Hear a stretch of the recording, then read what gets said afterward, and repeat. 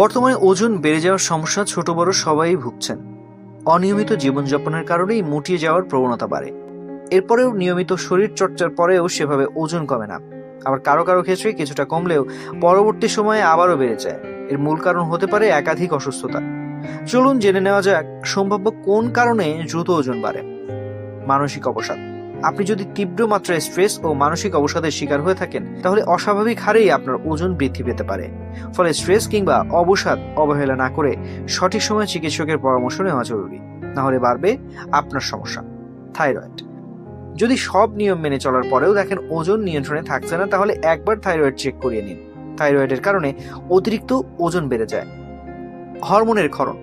শরীরে বিভিন্ন ধরনের হরমোনের ক্ষরণে অসামঞ্জস্য দেখা দিলেও আচমকা ওজন বেড়ে যেতে পারে, তাই দ্রুত ওজন বাড়লে বিষয়টা অবহেলা করবেন না। Ovary tumour.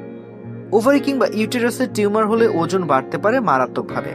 অতএব কোনোভাবেই আচমকা ওজন বেড়ে যাওয়ার লক্ষণ অবহেলা করা উচিত নয়। মেনোপজের আগে ও পরে। কর্টিসল এক প্রকারের হরমোন যা আমাদের শরীরে বেড়ে গেলেও ওজন বাড়তে পারে। মেনোপজের আগে ও পরে শরীরে হরমোনের ক্ষরণে অসামঞ্জস্য দেখা দেয়। এ কারণেও আচমকা ওজন বাড়তে পারে আপনার। পিসিওএস ও পিসিওডি। পিসিওএস বা পলিসিস্টিক ওভারি সিনড্রোমের সমস্যা থাকলেও আচমকা ওজন বেড়ে যাওয়ার প্রবণতা দেখা যায়।